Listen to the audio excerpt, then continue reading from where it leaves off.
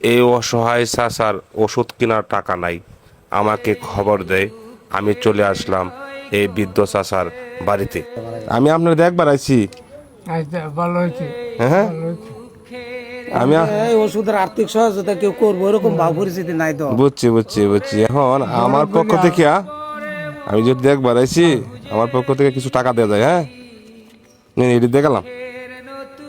আলহামদুলিল্লাহ। তোর নেতা ছিল সেলিম ভাই, হ্যাঁ হ্যাঁ, সে হেল্প করতো, অন্ত সে তো আর ক্ষমতায় নাই। আমরা খুশি তাহলে যে এই মানুষটা একসময় ভালো ছিলেন, আমাদের মতো সুস্থ ছিলেন। কিছুদিন আগে পরিবারটা মারা যায়, ওনার পাশে থাকার মতো কেউ নাই। উনি ওষুধ কেনার টাকার জন্য আমাকে খবর দেয়। আমি কিছু টাকা দিয়ে আসলাম কিছুদিন ওষুধ খাওয়ার জন্য। আমার মতো যদি দু একজন যদি বের হয়ে যেত, তো উনি সুস্থ হয়ে যেত।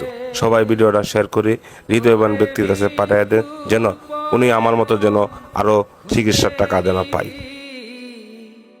সুখের নতুন কোন দেশ রে, সুখের নতুন কোন দেশ।